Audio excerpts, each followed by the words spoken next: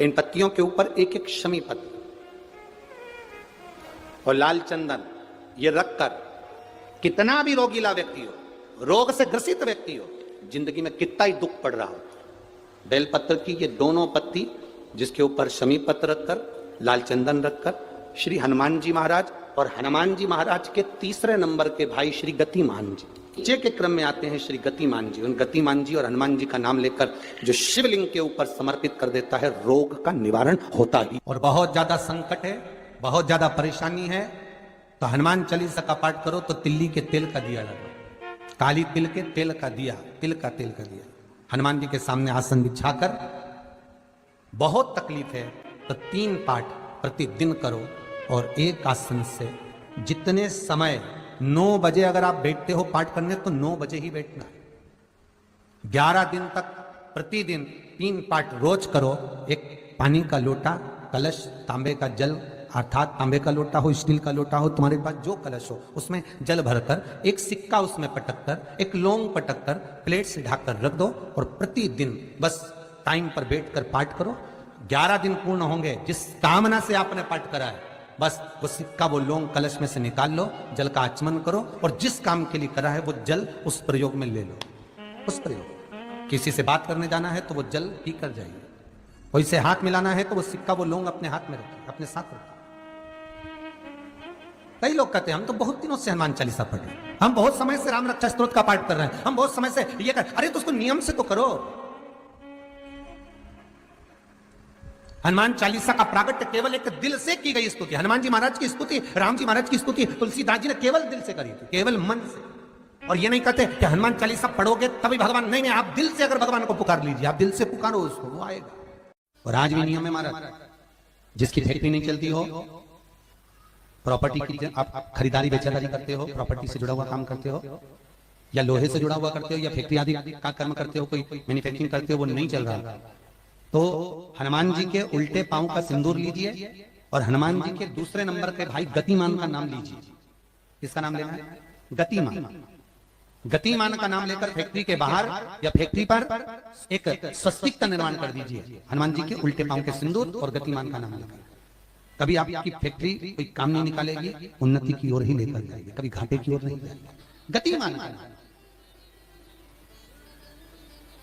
रतिमान, केतुमान, मतिमान, ये जितने भी नाम है हनुमान जी के भाइयों के, ये सब कल्याण करते हैं, एक एक नाम कल्याण करते हैं हमारे। एक महाराज वो जिन बच्चों को निमोनिया हो जाता है ना, वो सर्दी का कोटा रहता है, बहुत सर्दी बच्चों को बनी रहती है, तो हर दिन 5-8 दिन 10 दिन में बाकी दौड़ के डॉक्टर के पास लेके जाओ, फिर डॉक्टर के पास ले, वैसे तो डॉक्टर के पास बच्चे आजकल के जमाने के जाते ही जाते हैं, हर 15 दिन 20 दिन में, तो इसके पीछे वो चले जाए। एक हास्य रंग में हमसे पूछा किसी ने, महाराज जी आज के बच्चे बार बार हॉस्पिटल डॉक्टर के क्यों जाते हैं? हमने कहते भैया बच्चा जहाँ जन्म लेता है उनसे उनसे प्रेम ज्यादा होता है। पहले नानी के घर में पैदा होता था इसलिए नानी के घर ज्यादा जाता था, दादी के घर में ज्यादा पैदा होता था इसलिए दादी के घर ज्यादा जाता था। आज के बच्चे हॉस्पिटल में ज्यादा पैदा होते हैं इसलिए हॉस्पिटल ज्यादा घूमने जाते हैं। ये हास्य।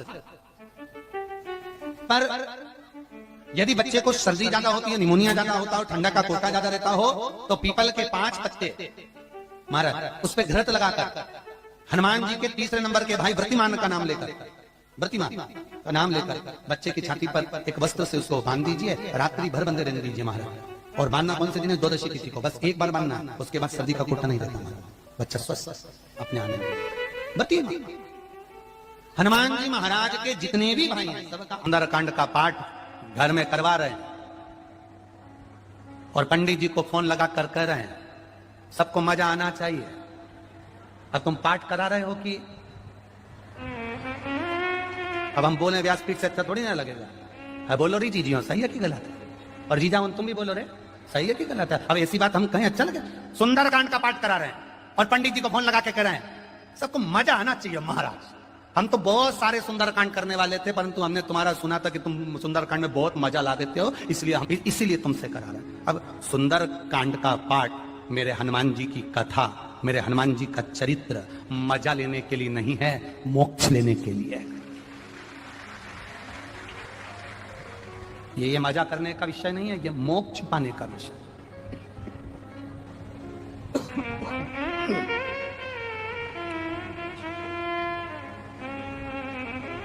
जितने लोग सुंदरकांड में आकर बैठते हैं उन्हें चौपाई से कोई मतलब नहीं होता, उन्हें तो बस महाराज ने भजन गाया और इन्होंने नाचना प्रारंभ करा।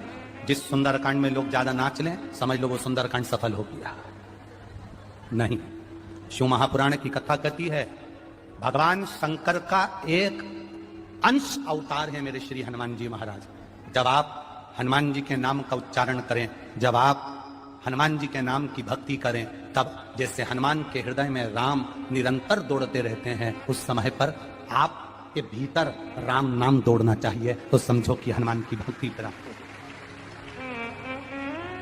तो समझो कि हनुमान जी की भक्ति प्राप्त हो।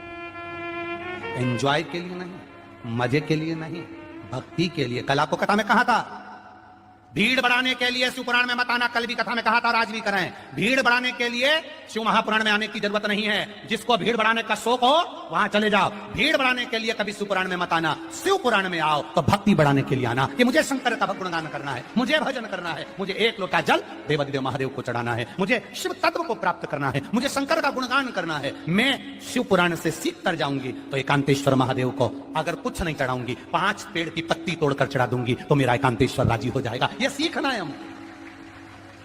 और मेरा विश्वास कहता है जितने लोग आसपास चैनल पर कथा सुन रहे हैं, जितने फेसबुक पर कथा सुन रहे हैं और जितने छत्तीसगढ़ की इस भिलाई की इस पाटनगर की पावन भूमि पर कथा सुन रहे हैं, ये मेरा विश्वास कहता है जिन्होंने एकांतेश्वर महादेव की कथा को सुना है, कभी एकांत में शिवलिंग मिल गया ना, तो ये मेरा विश्वास कहता है कि वो पेड़ की पत्ती तोड़कर जरूर चढ़ा कर आएगा, क्योंकि एकांतेश्वर से मुलाकात है। कथा में जाओ तो कुछ सीख कर जाओ, कुछ प्राप्त कर जाओ। तो मालूम पड़ा कथा में से गए और जैसे कि जैसे ही पहुंच गए लंका में गए, चारों तरफ उन्होंने लंका में देखा, जहां देखो वहां सुर नजर आ रहे थे, जहां देखो वहां राक्षस नजर आ रहे थे, जहां देखो वहां केवल योद्धा नजर आ रहे थे, जहां देखो वहां पर सब असुर ही असुर दिख रहे थे। पर हनुमान जी की दृष्टि अच्छी थी। उन्होंने कहा हलवाई ने पूरा पर्चा लिखा है पर तुलसी का दल नहीं लिखा, तुलसी का दल मुझे ले जाना पड़ेगा। तो हनुमान जी ने पूरी लंका में सबसे पहले तुलसी का दल ही ढूंढा, विभीषण का घर ढूंढा। विभीषण का घर ढूंढा उन्होंने सबसे पहले, तुलसी का दल ढूंढा उन्होंने सबसे पहले। और वो तुलसी के दल को उन्होंने जब देखा तो वो तुलसी के दल को देखकर समझ गए कि इस पूरे लंका में कोई एक है जो भगवत भजन करने वाला है। फिर क्या देखा हनुमान जी ने कि विभीषण की धर्म पत्नी शर्मा दिया लेकर आई है और तुलसी के क्यारे में लगा रही है।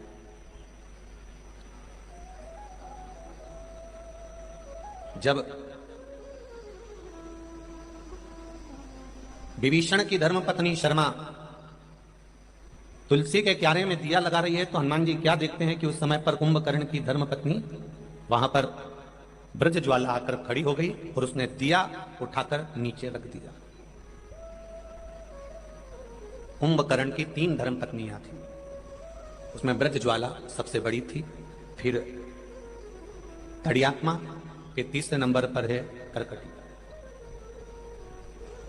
इस कुंभकर्ण की धर्मपत्नी ब्रजज्वाला ने उस दिए को उठाकर नीचे रखा। अब कितनी बड़ी बात है, जरा ध्यान दीजिएगा कि वो राक्षस की पत्नी है, कुंभकर्ण की पत्नी, और ब्रजज्वाला राजा बलि की लड़की भी है, एक रत्ना और एक ब्रजज्वाला। रत्ना बाद में पूतना बनी थी, रत्नमाला, और ब्रजज्वाला कुंभकर्ण की धर्मपत्नी बनी।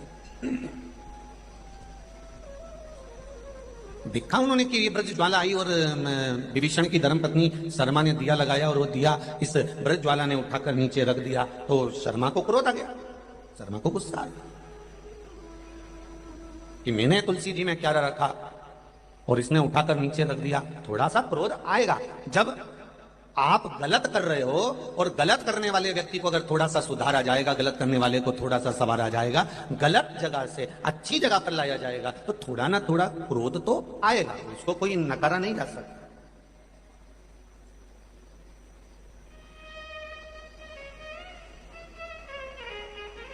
आपकी होए चाहे हमारी होए, प्रत्येक मनुष्य के जिंदगी की शुरुआत, प्रत्येक मनुष्य के जिंदगी की शुरुआत रोने से होती है। कैसे होती है? बोलो बोलो, जम के बोलो जरा। रोने से।